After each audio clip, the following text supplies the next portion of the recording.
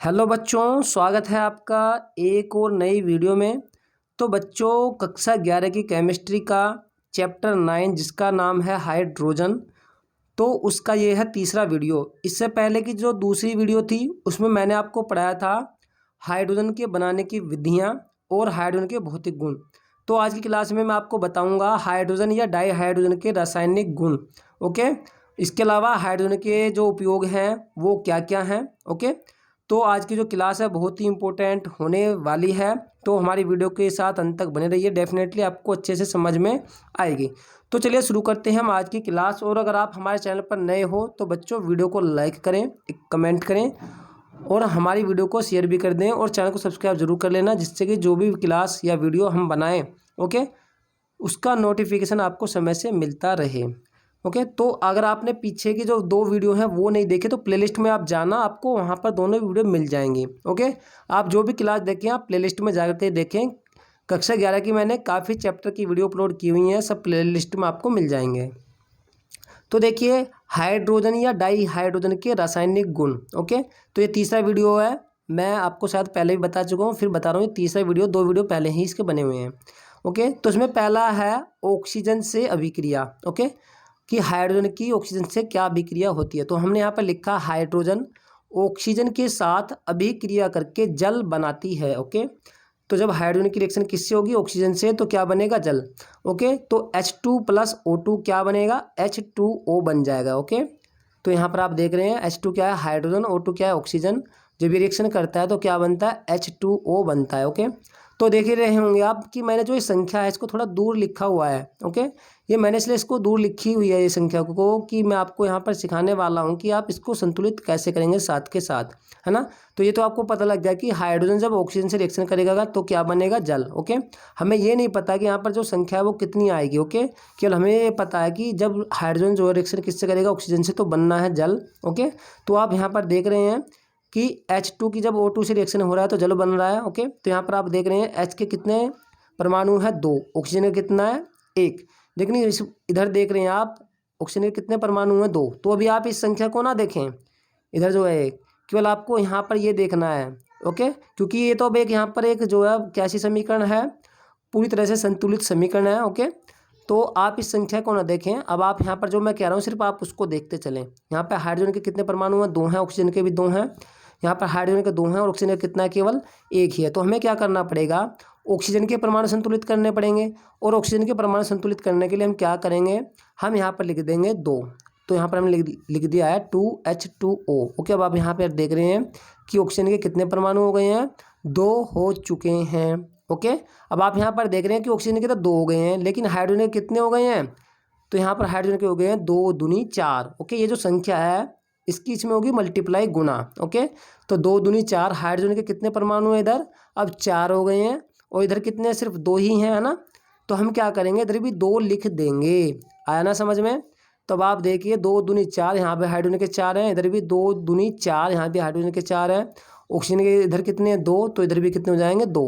Okay, तो ये जो संख्या है ये हाइड्रोजन की भी है और ऑक्सीजन की भी है। ओके, लेकिन इसमें होगा क्या, ये जो दो जो संख्या है हाइड्रोजन की 2 की, इसमें क्या हो जाएगी, गुना।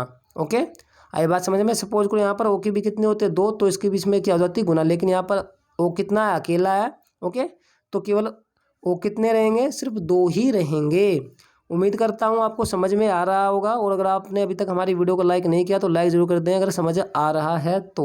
ओके, इसके अलावा बच्चों मैं आपको एक बात और बता दूँ, चैप्टर 8 में मैंने आपको समीकरण संतुलित आप कैसे करेंगे अम्लीय माध्यम में, क्षारीय माध्यम में, आयन इलेक्ट्रॉन विधि के द्वारा, दोनों वीडियो बनाई हुई हैं। अगर आप उनको देखेंगे तो आपको बहुत ही अच्छे से समझ में आ जाएंगी। ओके, इसके अलावा मैंने ऑक्सीकरण संख्या विधि के द्वारा भी समीकरण को संतुलित करना भी समझाया हुआ है। तो आप देखना चैप्टर 8, जो चैप्टर है 8 रेडॉक्स अभिक्रिया, उनकी भी सभी की प्लेलिस्ट बनी हुई है, आप देख सकते हैं। कंप्लीट वीडियो आपको हमारी इसमें मिल जाएंगी। चलिए, तो पहला हमारा जो रासायनिक गुण है वो हो गया ऑक्सीजन की अभिक्रिया किससे, हाइड्रोजन से। दूसरा है धातुओं से अभिक्रिया, धातुओं से। ओके, अब आपके मन में ये हो रहा होगा, सवाल उठ रहा होगा कि सर धातु क्या होती है। कुछ बच्चों को पता होगा, कुछ को नहीं, तो मैं बता रहा हूँ कि धातु हम उस पदार्थ को कहते हैं, ओके, जो क्या करे, इलेक्ट्रॉन त्याग कर धनायन बनाने की प्रवृत्ति रखे। क्या करें, जो इलेक्ट्रॉन त्याग कर धनायन बनाने की प्रवृत्ति रखे उसे हम क्या कहते हैं, धातु कहते हैं। जैसे अगर मैं सोडियम की बात करूं, आपने देखा होगा सोडियम पर हमेशा एक होता है प्लस, है ना, जिसे हम कहते हैं धनायन। तो सोडियम क्या है, एक धातु है। क्यों? क्योंकि वो इलेक्ट्रॉन त्यागता है और फिर क्या बनाता है, धनायन बनाता है। ओके, बाकी सिंपल लैंग्वेज में आप इसकी जो परिभाषा है वो जानते ही होंगे। बहुत से और बच्चे कहते हैं कि सर जो ठोस होती है वो धातुएं होती हैं। हाँ, उनकी बातों में कुछ सच्चाई है, लेकिन अगर देखा जाए कि जो प्रॉपर रूप से जो धातुओं की परिभाषा वो यही होती है कि धातु हम उसे कहते हैं जो अपना इलेक्ट्रॉन त्याग करे और क्या करे, धनायन बनाए। ओके, जैसे सोडियम है, पोटेशियम है, मैग्नीशियम है, ये सभी क्या करते हैं, अपना इलेक्ट्रॉन त्यागती हैं और धनायन बनाती हैं, और आपको हमेशा धनायन की फॉर्म में ही मिलेंगी। समझ में आ गया? ओके, तो आपको पता लगा धातुएं क्या है। तो जब हाइड्रोजन गैस सोडियम, कैल्शियम आदि धातु से क्रिया करता है तो धातु हाइड्रोक्साइड बनाता है ना। क्या बनाता है? धातु हाइड्रोक्साइड। तो आप यहाँ पर देख रहे हैं, सॉरी, धातु हाइड्रोक्साइड नहीं है, धातु हाइड्राइड बनाती है। ओके, धातु हाइड्राइड। तो यहाँ पर आप देख रहे हैं रिएक्शन है Na+H2 इक्वल टू, तो ये जो भी क्रिया है कितने ताप पर हो रही है, 573 केल्विन ताप पर हो रही है। ओके, ये जरूरी नहीं कि आप तापमान याद रखें, आपकी इच्छा रख भी सकते हैं, नहीं भी, है ना, ये जरूरी नहीं है वैसे, फिर भी लेकिन मैंने लिख दिया है। तो जब Na हाइड्रोजन से रिएक्शन करेगा तो बनाएगा NaH, है ना। तो ये होगा यहाँ पर सोडियम हाइड्राइड। अभी ये जो समीकरण है वो संतुलित नहीं है, मैं भी आपको बताऊंगा। अभी कुछ बच्चों के मन में आ रहा होगा कि सर समीकरण जो है संतुलित नहीं है, मैं उनके लिए लिखा हुआ है जिनको समीकरण संतुलित करनी नहीं आती है। ओके, तो मैं भी बताऊंगा अभी।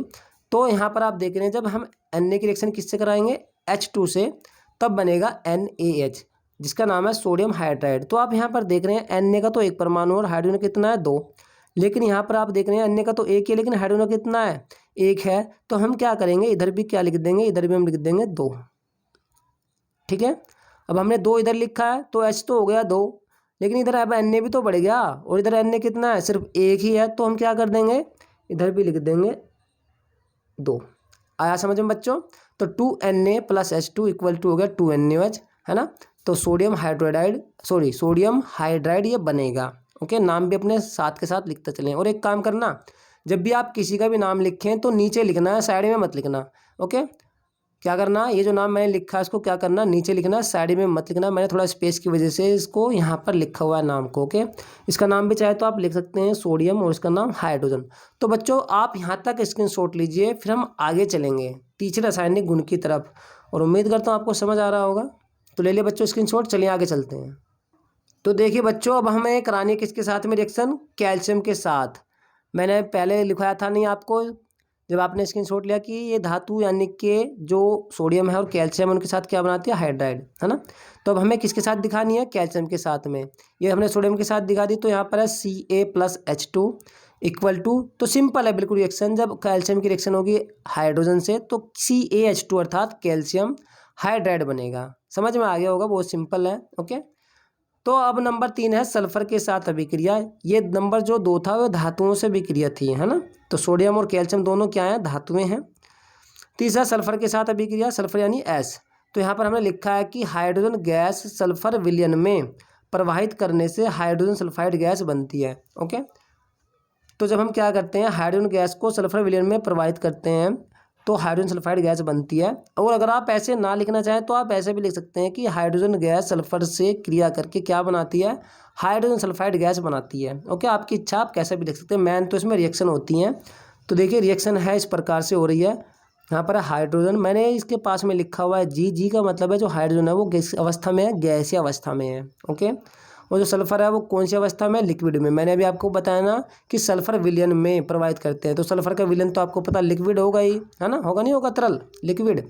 तो जब हाइड्रोजन रिएक्शन किससे करेगा, सल्फर से करेगा, लिक्विड अवस्था में, है ना।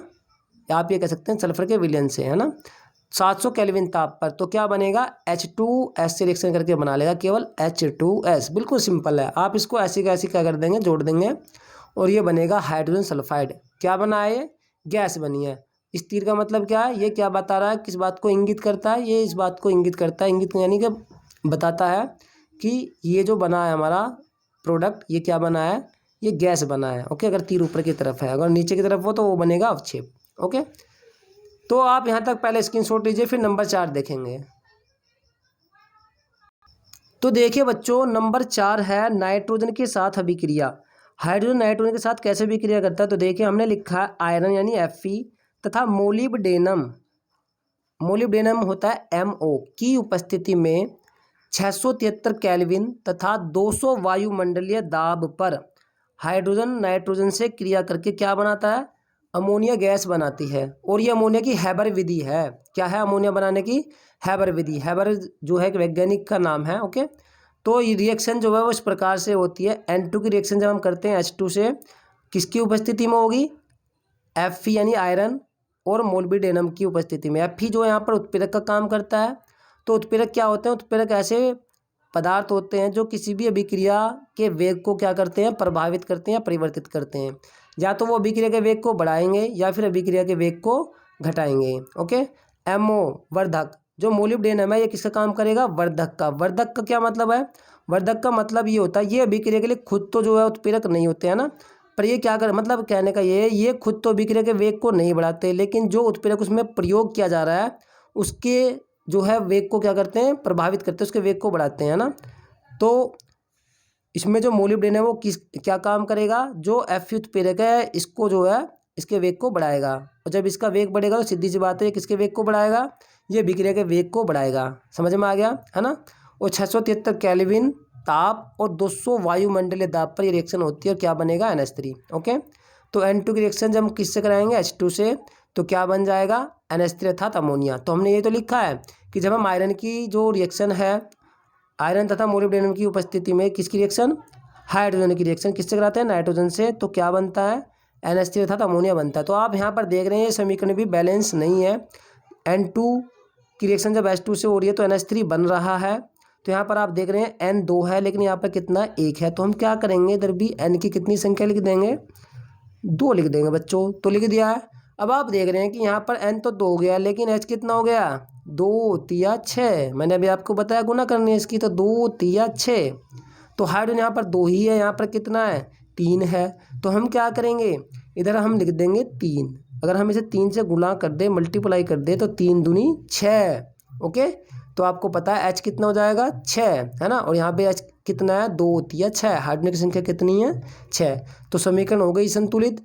तो जब नाइट्रोजन रिएक्शन किससे करता है? हाइड्रोजन से, तो बनता है अमोनिया। बस आप ये याद रखना उत्प्रेरक कौन सा होगा उसमें? Fe। और वर्धक का काम कौन करता है? MO अर्थात मोलिब्डेनम। ओके, अब देखते हैं हम नंबर 5 हैलोजनों के साथ क्रिया। ओके, तो सबसे पहले मैं आपको बता दूं हैलोजन क्या होते हैं। तो देखिए जो F होता है Cl, fluorine, chlorine, bromine, iodine. Okay, इन सबको हम क्या कहते हैं? हैलोजन कहते हैं। आप ये कह सकते हैं कि जो वर्ग 17 के जितने भी तत्व हैं, है ना, उन्हें हम क्या कहते हैं? हैलोजन। इसकी ट्रिक मैंने आपको बनाई हुई है आवर्त सारणी याद करने की, आप वहाँ पर जा करके देख सकते हैं, उसमें आपको सब कुछ समझ में आ जाएगा, है ना। इसकी ट्रिक भी है फादर कल ब्रेड इमली लाए, फादर कल ब्रेड इमली लाए। ओके, तो ये सभी के सभी क्या हैं? हैलोजन हैं, FCl-Bri। तो हमने लिखा है कि हैलोजन के साथ क्रिया, तो हाइड्रोजन हैलोजनों से अभिक्रिया करके हाइड्रोजन हैलाइड बनाती है। क्या बनाती है? Hydrogen halide. देखिए यहाँ पर रिएक्शन आप देख रहे हैं H2 + F2 इक्वल टू क्या बन रहा है? HF। इसका नाम है हाइड्रोजन फ्लोराइड। उससे पहले हम यहाँ पर देखेंगे कि जो हमारी समीकरण है वो बैलेंस नहीं है। यहाँ पर हाइड्रोजन 2 है, फ्लोरीन कितना है? 2, लेकिन यहाँ पर हाइड्रोजन कितना? 1, और F कितना? 1। तो हम यहाँ पर क्या लिख देंगे? अगर हम यहाँ पर 2 लिख दें तो आप देख रहे हैं कि हाइड्रोजन भी 2 हो जाएगा और F भी कितना हो जाएगा? 2 ही हो जाएगा, फ्लोरीन भी। समझ में आ गया ना। तो सभी जो हैलोजन है इन सबसे रिएक्शन वो ऐसी करेगी, ऐसी वो Cl2 से करेगी। पहले आप यहाँ तक जो स्क्रीनशॉट लीजिए, फिर मैं अभी आपको आगे दिखाने वाला हूँ कि बाकी के जो हैलोजन है उनसे रिएक्शन वो कैसे कर रही है। हालांकि वैसे आपको समझ में आ होगा, आप खुद कर सकते हैं, तो फिर भी मैं आपको दिखा रहा हूँ। ले लिया स्क्रीनशॉट। तो देखिए बच्चों जो बाकी के हैलोजन है बिल्कुल सिंपल है। H2 की रिएक्शन जब हम कराएंगे Cl2 से तो बनेगा HCl। तो यहाँ भी वही वाली बात है, यहाँ पर 2 आपको क्या करना पड़ेगा? लिखना पड़ेगा, क्योंकि यहाँ पर हाइड्रोजन के 2 परमाणु हैं, Cl के 2 हैं, लेकिन यहाँ पर H का भी 1 था और Cl का भी कितना था? 1 ही था। हाइड्रोजन का 1 था और Cl का भी 1, अब कितना हो गया? 2, बैलेंस हो गई। उसी प्रकार से इसे देख रहे हैं आप, हाइड्रोजन की रिएक्शन जब ब्रोमीन से होगी तो क्या बनेगा? HBr अर्थात 2HBr। तो यहाँ भी हम क्या लिख देंगे? 2HBr। सिंपल है बिल्कुल। इसका नाम है हाइड्रोजन ब्रोमाइड। ये hydrogen fluoride, hydrogen bromide, hydrogen chloride, बिल्कुल सिंपल है। तो I से तो आप रिएक्शन दिखा लोगे इसी प्रकार से। H2 की जब I2 से करेंगे तो क्या बन जाएगा, 2HI बन जाएगा। ओके, तो आपको रिएक्शन करनी भी आ रही होंगी कुछ कुछ अब, है ना। जो सिंपल रिएक्शन है अब आप करना कुछ सीख रहे होंगे, है ना। तो चलिए जल्दी से स्क्रीनशॉट लीजिए, फिर मैं अगला जो इसका गुण है रासायनिक गुण उसे आपको समझाता हूँ। तो देखिए बच्चों, छठा जो रासायनिक गुण है वो है अपचायक गुण। ओके, तो बच्चों अपचायक क्या है, आक्सीकारक क्या है, इन सब पर मैंने पहले ही वीडियो बनाई हुई है, आप उनको जाकर के देख लेना। चैप्टर जो 8 है रिडोक्स अभिक्रिया, उसमें सब आते हैं अगर आपने नहीं देखे हैं। ओके, तो अपचायक गुण बाकी आपको यहाँ पर समझ में आ जाएगा, क्योंकि इसमें सिर्फ हमें रिएक्शन समझना है। तो हमने लिखा है जब हाइड्रोजन को लेड अर्थात पीबी, कॉपर, कोबाल्ट, निकिल आदि के गर्म ऑक्साइड पर क्या करते हैं, प्रवाहित करते हैं, तो ये ऑक्साइड क्या होते हैं, अपने धातुओं में अपचयित हो जाते हैं, अर्थात अपने धातुओं में क्या होते जाते हैं, बदल जाते हैं। ओके, तो जब हम क्या करेंगे, हाइड्रोजन को लेड, कॉपर, कोबाल्ट, निकिल आदि के गर्म ऑक्साइड का मतलब है कि पीबी के साथ में ऑक्सीजन जुड़ा हुआ है, ऐसे Cu अर्थात कॉपर के साथ भी ऑक्सीजन जुड़ा हुआ है, ऐसे ही कोबाल्ट अर्थात CO के साथ भी क्या जुड़ा हुआ है, ऑक्सीजन, ऐसे निकिल के साथ भी। ओके, तो रिएक्शन आप देखिए, जब PbO अर्थात लेड ऑक्साइड, मैंने अभी यहाँ पर बताया ना आपको कि जब हम हाइड्रोजन की क्या करेंगे reaction, lead, copper, cobalt, nickel आदि के गर्म ऑक्साइड पर प्रवाहित करेंगे, है ना, तो क्या होंगी, ये जो ऑक्साइड हैं ये धातु में बदल जाती हैं, अपचयित हो जाती हैं। तो PbO प्लस H2, है ना, तो ये जो O है किसके साथ जुड़ जाएगा, H2 के साथ, हाइड्रोजन के साथ, और Pb क्या हो जाएगा, अलग हो जाएगा इससे। तो यहाँ पर क्या बनेगा, Pb प्लस H2O यानी कि जल। तो आप लिख सकते हैं यहाँ पर लेड ऑक्साइड, क्या लिख सकते हैं इसका नाम, लेड ऑक्साइड। मैं आपको बता रहा हूँ, ये हाइड्रोजन आई, ये लेड है केवल, और ये क्या बन गया, जल, है ना। तो अब ये धातु में अपचयित हुआ है या नहीं हुआ है, पहले था ये क्या, लेड ऑक्साइड, अब ये अपनी धातु में अपचयित हो गया, बदल गया है, इसकी धातु क्या है, लेड ही तो है ना। पहले लेड ने ऑक्सीजन से रिएक्शन किया होगा तो ये क्या बन गया, लेड ऑक्साइड। अभी इस लेड ऑक्साइड की जब रिएक्शन हाइड्रोजन से कराएंगे दोबारा से किस में बदल जाएगा, अपनी धातु में बदल जाएगा, जो जिसमें वो पहले था, है ना। तो Pb में वो चेंज हो गया फिर से, और यहाँ पर हाइड्रोजन ऑक्सीजन से जुड़ करके क्या बना लिया, H2O। बाकी सारी की सारी जो धातु के ऑक्साइड हैं सभी रिएक्शन ऐसी करेंगे, सिंपल है, CuO, इसका नाम है क्यूप्रिक ऑक्साइड। क्या नाम बच्चों, क्यूप्रिक ऑक्साइड। जब हाइड्रोजन से रिएक्शन करेगा तो यहाँ पर बनेगा Cu, और O किसके साथ जुड़ जाएगा, H2 के साथ जुड़ जाएगा, तो ये बना लेगा H2O। उसी प्रकार से जब हम किसकी कराएंगे, कोबाल्ट ऑक्साइड की रिएक्शन कराएंगे हाइड्रोजन के साथ, तो वो कोबाल्ट में अपचयित हो जाएगा और हाइड्रोजन के साथ ऑक्सीजन जुड़ के क्या बनाएगा, जल वाटर बनाएगा। उसी प्रकार से जब निकिल ऑक्साइड हाइड्रोजन से रिएक्शन करेगा तो वो निकिल प्लस क्या बनाएगा, जल। समझ में आ गई होगी रिएक्शन आपको, बहुत सिंपल है। बाकी ओके, कमेंट करके जरूर बताइएगा आपको समझ में आ रहा है नहीं आ रहा है। तो बच्चों पहले यहाँ तक आप स्क्रीनशॉट लीजिए, फिर हम अगर इसका अगला जो रासायनिक गुण है वो देखेंगे। सभी रासायनिक गुण बच्चों मैंने वो लिए हैं जो इम्पोर्टेंट हैं आपके एग्जाम के लिए, और कोई भी कॉम्पिटिटिव एग्जाम्स आप अगर दे रहे हैं तो इन्हीं से आपको एग्जाम में जो है क्वेश्चन आएंगे, जो ऑब्जेक्टिव टाइप यानी एक नंबर वाले बहुकल पे जो क्वेश्चन होते हैं वो यहीं से बनते हैं। तो ले ले बच्चों स्क्रीनशॉट। चलिए अगला जो इसका रासायनिक गुण है वो देखते हैं।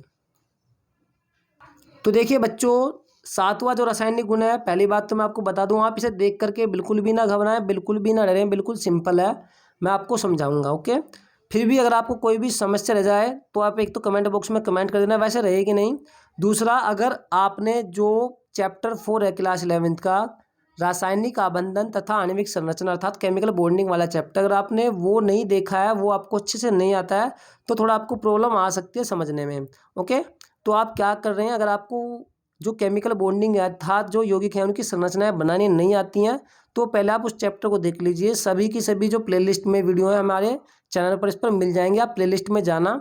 ओके, तो क्लास 11th का जो चैप्टर 4 है सब कुछ उसमें लिखा हुआ है, उसमें आपको 5-6 वीडियो मिलेंगे, आप वहाँ से देख सकते हो। ओके, बाकी मैं आपको पूरा प्रयास करूँगा कि आपको यहाँ पर भी समझ में आए, और आएगा आपको। ठीक है, तो देखिए हमने लिखा है 7वें रासायनिक गुण में कि असंतृप्त कार्बनिक यौगिकों के साथ योगात्मक अभिक्रिया। तो अब आपके मन में आया होगा कि सर असंतृप्त का मतलब क्या होता है। तो बच्चों मैं आपको बताऊं, असंतृप्त कार्बनिक यौगिक का मतलब होता है ऐसे कार्बनिक यौगिक जिनमें कार्बन और कार्बन के बीच या तो डबल बॉन्ड हो या फिर जो है ट्रिपल अर्थात 3 बॉन्ड बने हों। तो यहाँ पर आप देख रहे हैं ये जो बॉन्ड है ना, ये किस किस के बीच बने हुए हैं, ये कार्बन और कार्बन के बीच में है, क्योंकि ये जो इसमें हाइड्रोजन है, अगर हम इसको बिल्कुल खोलने लगें, ये वाला जो H है वो चला जाएगा इसके ऊपर, एक H चला जाएगा इसके नीचे लगा लो या साइड में लगा लो, वो आपकी इच्छा है। समझ में आया? तो ये जो बॉन्ड होता है ना, हमेशा ये जो होते हैं डबल या ट्रिपल, ऐसे जो भी कोई खुली संरचना होती है वो किसके बीच में होते हैं? वो कार्बन और कार्बन परमाणु के बीच में होते हैं, ना कि हाइड्रोजन के बीच में। कभी आप सोच रहे हो सर ये हाइड्रोजन और कार्बन के बीच में, नहीं, ऐसा नहीं है। ओके, जब हम इसकी पूरी संरचना को खोल देंगे, जैसे आप यहाँ पर देख रहे हैं ये वाला, यहाँ पर आप देख रहे हैं, देखो इसमें ये वाला यहाँ पर डबल बॉन्ड, ये देखिए ये एथिलीन ही है, यहाँ पर भी ये H2 है, तो ये एक ऊपर इधर आ रहा है, एक इधर आ रहा है। ऐसे यहाँ पर भी आप देख रहे हैं एक H इधर है और एक इधर है, और इसी से जुड़े हुए हैं इस प्रकार से। यहाँ पर 2 है। मैं आपको बता दूं जो कार्बन है ना, वो 4 बॉन्ड बनाता है। कितने? 4 बॉन्ड, है ना। कार्बन को 8 पूरे करने होते हैं। उसके संयोजी कोष में, कार्बन के संयोजी कोष का मतलब बाहरी कोष में 4 ही इलेक्ट्रॉन होते हैं, तो इसे 8 इलेक्ट्रॉन पूरे करने होते हैं, है ना। तो 4 5 6 7 8, एक बॉन्ड का मतलब है कि एक इलेक्ट्रॉन की साझेदारी हुई है दोनों के बीच में, इसके और इसके बीच। ठीक है, चलिए देखते हैं। फिलहाल अब हम यहीं पर आते हैं। तो यह है एथिलीन। जब एथिलीन की रिएक्शन हम किससे कराएंगे? हाइड्रोजन से। तो ये होती है निकिल उत्प्रेरक की उपस्थिति में और 473 केल्विन ताप पर। ओके, तो क्या होगा?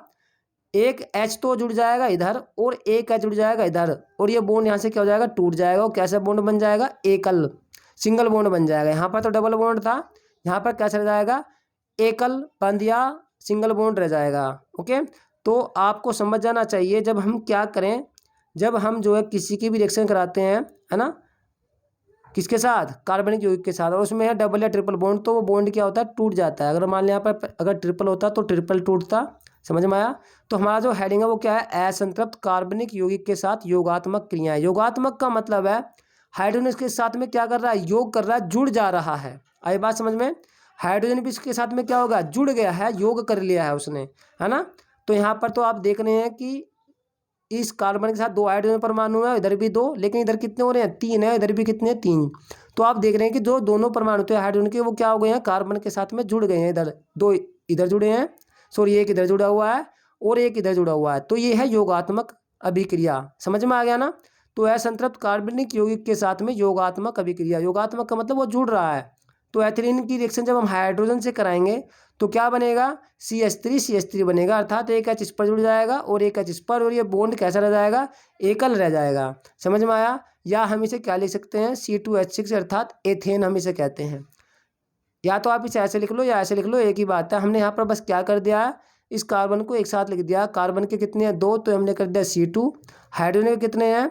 3 ये हैं और 3 ही है, इसको हमने कितना कर दिया है? जोड़ करके 6, तो C2H6। ये भी एक ही बात है और ये भी एक ही बात है, नाम है इसका एथेन। उम्मीद करता हूँ आपको ये ए वाला जो पार्ट है समझ में आ गया होगा। अब हम देखते हैं एक और पार्ट इसका बी। या देखिए मैं आपको थोड़ा सा डिटेल में और समझा रहा हूँ इसको। देखिए यहाँ पर देखो, हमने इसको लिखा हुआ है बिल्कुल अलग अलग करके, एथिलीन को, इसी को ही। यहाँ पर आप देख रहे हैं, मैंने आपको बताया सी के बीच में इस वाले कार्बन और इस वाले कार्बन के बीच में 2 बॉन्ड है। एक H इस पर ऐसे लटका हुआ है, एक ऐसा। मैंने अभी आपको बताया कार्बन जो है 4 बॉन्ड अर्थात 4 बंध बनाता है, 1 2 3 4, है ना। तो 4 ही क्यों बनाता है? क्योंकि उसे केवल 4 इलेक्ट्रॉन चाहिए, और आपको पता है एक जो बॉन्ड होता है उसमें वो एक इलेक्ट्रॉन की साझेदारी होती है ना। तो इसने हाइड्रोजन के साथ एक बॉन्ड ये बनाया, एक ये बनाया है, और 2 यहाँ पर बने हैं किस किस के साथ में? कार्बन और कार्बन के बीच। तो इस प्रकार से इसके बाहरी कोष में या संयोजी कोष में कितने इलेक्ट्रॉन है? पूरे 8 हैं। तो अब आप यहाँ पर देख रहे हैं कि यहाँ पर जो कार्बन कार्बन के बीच में कैसा बॉन्ड है? डबल बॉन्ड है। तो मैंने अभी आपको बताया कि जो डबल बॉन्ड है ये क्या हो जाएगा? टूट जाएगा। और कैसा बॉन्ड रह जाएगा? सिर्फ यहाँ पर सिंगल बॉन्ड रह जाएगा, है ना। तो ये जो 2 हाइड्रोजन है, एक ये वाला एक ये वाला, आपको पता है H2 के बीच में भी एक बॉन्ड बना हुआ है। क्या? कौन सा? एकल सहसंयोजी बंध बना हुआ है। तो ये बॉन्ड भी क्या होगा? टूटेगा। और ये जो हाइड्रोजन है यहाँ से टूट करके कहाँ पर जुड़ जाएगा? यहाँ पर जुड़ जाएगा। ऐसे ये जो हाइड्रोजन है ये कहाँ जुड़ जाएगा? ये यहाँ पर जुड़ जाएगा। तो आप यहाँ पर देख रहे हैं, अब जो हमारी संरचना है वो इस प्रकार की बनेगी। CH3 सिंगल बॉन्ड CH3 जो ऊपर वाली है, या इसे हम क्या लिख सकते हैं? CH3, या इसे हम क्या लिख सकते हैं? C2H6। तो आपकी इच्छा है एग्जाम में, या तो आप इसको ही दिखा दें केवल, या इसे दिखा दें। ओके, केवल दोनों में से आप कोई सी भी एक दिखा देना। या फिर आप एक काम कर सकते हैं, अगर आप चाहते हैं कि एग्जामिनर को आप अच्छे से इसको समझाएं तो आप बीच में या भी दिखा सकते हैं। समझ में आ गया? ओके, या आप इन दोनों में से कोई भी एक दिखा दें जो भी आपको अच्छा लग रहा हो। ओके, अब देखते हैं हम बी में हम करा रहे हैं इसकी रिएक्शन एसिटिलीन से, किसकी? हाइड्रोजन की। ओके, तो हाइड्रोजन जो है एसिटिलीन के साथ में भी क्या दिखाएगा? योगात्मक अभिक्रिया। योगात्मक का मतलब मैंने अभी आपको बताया कि ये क्या होगा, एसिटिलीन के साथ में जुड़ जाएगा ये जो हाइड्रोजन है। तो जो एसिटिलीन है उसका जो फॉर्मूला होता है अणुसूत्र वो तो होता है C2H2, लेकिन मैंने ये उसका संरचना सूत्र बनाया हुआ है जिससे कि आपको अच्छे से समझ में आ जाए, है ना। तो कार्बन को मैंने अभी आपको बताया 4 बॉन्ड बनाने होते हैं, तो 3 बनाए हुए उसने कार्बन के साथ में यहाँ आपस में, और एक बनाया किसके साथ, हाइड्रोजन के। तो इस कार्बन के भी 4 बॉन्ड बने हुए हैं, इस वाले कार्बन के भी 3 और 1 4 बने हुए हैं ना, बने हुए हैं 4, ठीक है। तो होगा क्या, जब ये हाइड्रोजन पर जुड़ेगा तो यहाँ से एक बॉन्ड टूटेगा, सिर्फ एक। आई बात समझ में, सिर्फ कितना बॉन्ड टूटेगा, एक ही टूटेगा, तब ये क्या रह जाएगा, यहाँ पर डबल बॉन्ड रह जाएगा, है ना। और एक हाइड्रोजन जो है यहाँ पर जुड़ जाएगा इसके साथ में। आप चाहे तो इसको ऐसे भी बाद में दिखा सकते हो H करके, और इसको, है ना, इसको भी, वो आपकी इच्छा है। तो एक H तो जुड़ जाएगा इस पर, और एक जो H है वो किस पर जुड़ जाएगा, इस पर, है ना। तो मतलब कहने का यह है, जब एसिटिलीन रिएक्शन करेगा किससे, हाइड्रोजन से, तो बनेगा एथिलीन। और जब एथिलीन दोबारा रिएक्शन किससे करेगा, हाइड्रोजन से, तब क्या बनेगा, एथेन बनेगा। चाहे तो आप इसको पूरा एक पद में भी दिखा सकते हो, डायरेक्ट आप एसिटिलीन लो, फिर इसकी रिएक्शन किससे कराओ, पहले H2 से, फिर क्या बनेगा आपका एथिलीन, फिर एथिलीन की रिएक्शन किससे करा दो आप, दोबारा H2 से करा दो, अब की बार क्या बन जाएगा आपका, एथेन बन जाएगा। कहने का मतलब ये है, मतलब जब तक एकल बंध नहीं रह जाता है कार्बन और कार्बन के बीच, ये रिएक्शन आप दिखा सकते हैं। मतलब वो योगात्मक अभिक्रिया क्या है वो दिखाता रहेगा। ओके, समझ में आई ना, नहीं आई, ठीक है। तो बच्चों यहाँ तक आप स्क्रीनशॉट लीजिए। ओके, तो इसका नाम आपको पता लग गया, एसिटिलीन है, इसका नाम एथिलीन है, ये भी एथिलीन ही है, ये हाइड्रोजन है ही, ये एथेन है। इनका नाम जरूर याद रखें और लिखें भी जरूर उसे। ये भी एथेन है और ये भी एथेन है ना। और ये एथिलीन बना है यहाँ पर, ये भी एथिलीन है, एक ही बात है। या हम इसे C2H4 भी लिख सकते हैं। तो स्क्रीनशॉट लीजिए बच्चों यहाँ तक, फिर हम आगे देखते हैं अगला रासायनिक गुण जो कि इंपॉर्टेंट है, हाइड्रोजनीकरण। तो ले लिया बच्चों स्क्रीनशॉट, चलिए देखते हैं आगे। तो देखिए बच्चों, 8वां है हाइड्रोजनीकरण। और बच्चों एक बार फिर से कहना चाहूँगा, देखो बेटा वीडियो बन रही है आप लोगों के लिए, इसका हमें कोई आपसे चार्ज नहीं मिल रहा है, आपको भी पता है। बस आप क्या करें, वीडियो को एक तो लाइक करें, हमारे चैनल को अगर सब्सक्राइब ना किया हो सब्सक्राइब ज़रूर कर लीजिए, और अपने सभी साथियों में शेयर ज़रूर करना है। तो देखिए बच्चों, अगला है हमारा हाइड्रोजनीकरण। आपके एग्जाम में डायरेक्ट ये भी क्वेश्चन पूछ सकता है कि हाइड्रोजनीकरण पर टिप्पणी लिखिए। ओके, या तेलों का जो कठोरीकरण है वो क्या है उस पर टिप्पणी लिखिए, उसे समझाइए। अगर आपके एग्जाम में हाइड्रोजनीकरण से संबंधित कोई भी क्वेश्चन आए तो आप इसको लिखेंगे। बाकी ये जो हाइड्रोजन का रासायनिक गुण तो है ही। तो हाइड्रोजनीकरण क्या होता है, इंग्लिश में हम इसे कहते हैं हाइड्रोजीनेशन। तो देखिए होता क्या है, हाइड्रोजन गैस को 473 केल्विन ताप पर निकिल चूर्ण उत्प्रेरक की उपस्थिति में, अर्थात जो निकिल है वो ठोस होता है, उसको हम कैसा बना लेंगे, चूर्ण के रूप में। उत्प्रेरक मैंने अभी आपको बताया था कि होता क्या है ना, निकिल चूर्ण की उपस्थिति में वनस्पति तेल में प्रवाहित करने पर वनस्पति घी बनता है। तो उसने क्या क्या दिया, उसने ये कहा कि जब हम हाइड्रोजन गैस को 473 केल्विन ताप पर और निकिल उत्प्रेरक की उपस्थिति में क्या करेंगे, वनस्पति तेल में प्रवाहित करेंगे, तो वनस्पति घी बनेगा। और इस प्रक्रिया को हम क्या कहेंगे, तेलों का कठोरीकरण या हाइड्रोजनीकरण कहेंगे। आगे बात समझ में। ओके, तो इसका जो रिएक्शन है वो इस प्रकार से होता है। तो देखिए बच्चों, कुछ बच्चे तो इस रिएक्शन को देखते डर गए होंगे कि वो तरह की क्या बला आ गई। तो डरना बिल्कुल नहीं है, बिल्कुल आसान है। देखो मैं भी आपको समझा रहा हूँ। तो देखिए, जो तेल या वसा है उसका फॉर्मूला होता है, ये नीचे लिख लेना आप, तेल या वसा। ओके, तो फॉर्मूला होता है इसका CH2OO C17H33। केवल आप इतना याद कर लीजिए, बाकी आसान है, इतना आज की याद कर लेना, CH2OOCC17H33। बस फिर आपको क्या करना है, इसको एकल बंध से या सिंगल बॉन्ड से जोड़ देना है, कार्बन से ही। तो CH2OOCC17H33 बिल्कुल सेम टू सेम है। बस यहाँ पर हाइड्रोजन के 2 परमाणु थे और यहाँ पर कितना रह गया है, 1 रह गया है। ओके, ऐसे ही आप यहाँ पर करेंगे, कार्बन को किससे जोड़ देंगे, फिर से CH2 से, है ना, और O है ही C17H33, बिल्कुल सेम टू सेम है। ओके, बस इतना आपको याद रखना है, पहला वाला। बाकी बस इसमें आपको याद रखना है कि यहाँ पर इसमें 2 नहीं है, बाकी यहाँ भी है, बाकी सेम टू सेम है। जब हम इसकी रिएक्शन किससे कराएंगे, हाइड्रोजन से, 3H2 से, है ना। तो हाइड्रोजन के कितने परमाणु लिए हमने, 6। ओके, कौन सा उत्प्रेरक है, Na अर्थात निकिल। तो जब ये रिएक्शन करेगा तो देखिए यहाँ पर है 33, तो 2 तो हाइड्रोजन परमाणु जुड़ जाएंगे, इस पर 35 हो गया, 2 ही जुड़ जाएंगे इधर इस पर, बाकी सेम टू सेम होगा। आप देख रहे हैं बाकी सेम टू सेम है, CH2OOC17, बस किस में चेंज हो रहा है, केवल इसमें चेंज हो रहा है, देख रहे होंगे आप, है ना। तो इसलिए तो मैं कह रहा केवल आप इसे याद कीजिए, बाकी आपको आसानी से समझ में आ जाएगी, है ना। एक और एक आध बार आप इसको लिख करके देख लेना, आपको बिल्कुल तैयार हो जाएगी। तो ये जो जितनी बड़ी समीकरण होती है ना बहुत आसान होती है, बस इन्हें हम क्या करते हैं देख करके घबरा जाते हैं। तो आपको घबराना नहीं है, नहीं डरना है, ठीक है।